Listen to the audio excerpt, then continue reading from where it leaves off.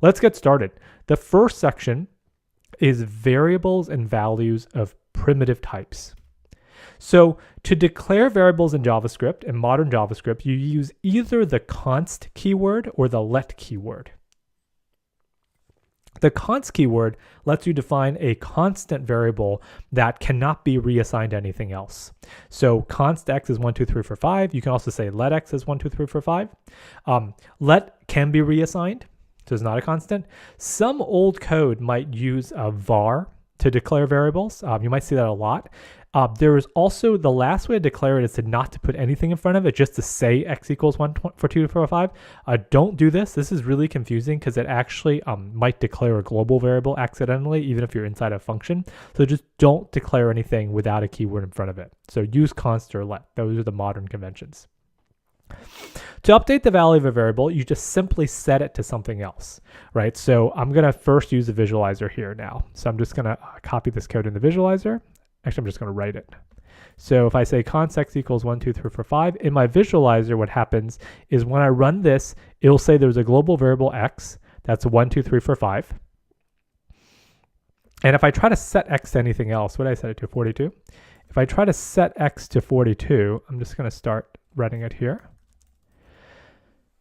It will give an error right here. And the error says assignment, type error, assignment to constant variable. So that's because I cannot reassign this x because it's already a const. So I can actually step backwards in the visualizer. So the red refers to the next line I'm about to execute. Next line to execute, just like a debugger. So when I step, the first step, x is 1, 2, 3, 4, 5.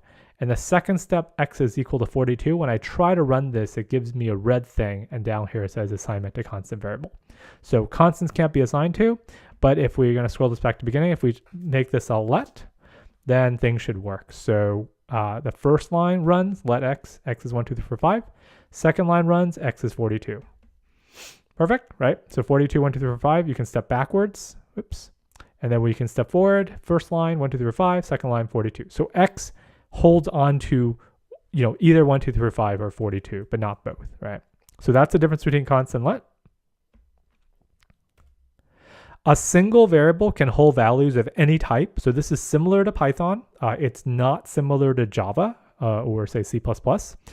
This is because JavaScript is what's called a dynamically typed language.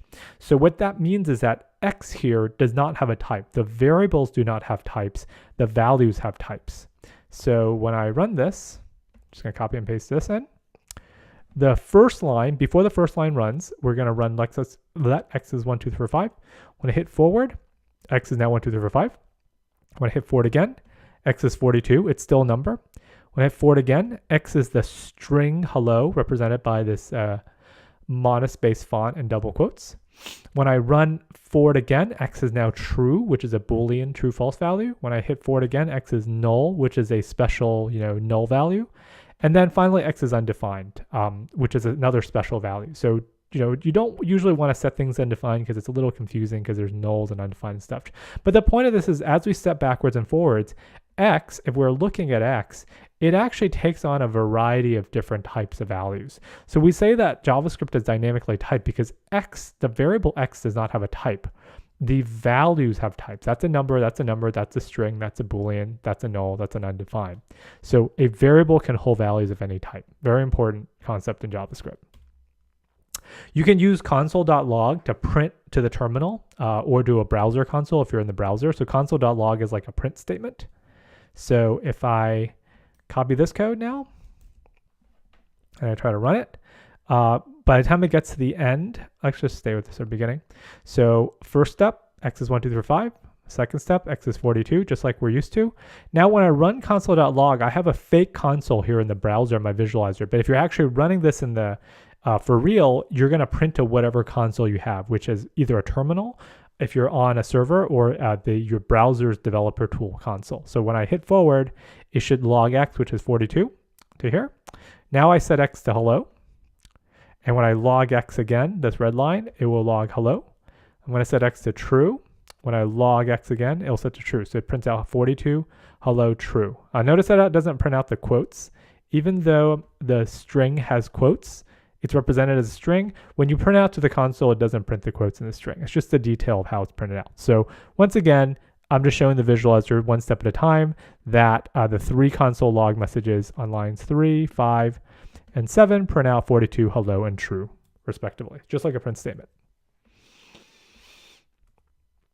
Okay, so here are the main types in JavaScript.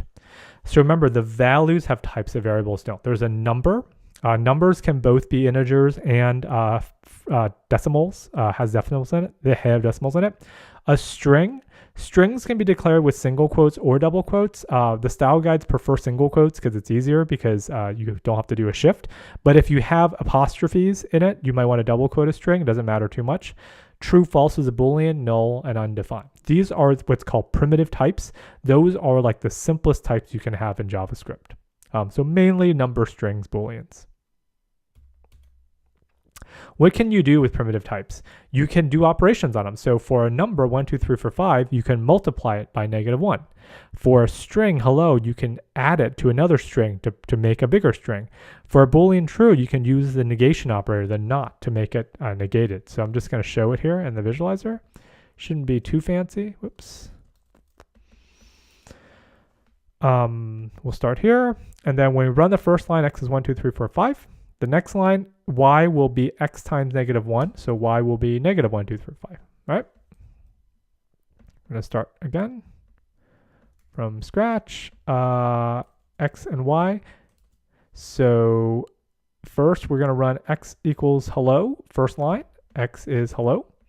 Second line, y equals hello plus world. So that's 2 strings pasted together. There's no space between them. So it's just hello and world. If we wanted some spaces, we can just put a space in the string, and this updates live because the visualizer just runs in the background after you edit every line of code. If you want to say hello in caps, you can say hello here, and notice how it just updates, right? It's just adding 2 strings together.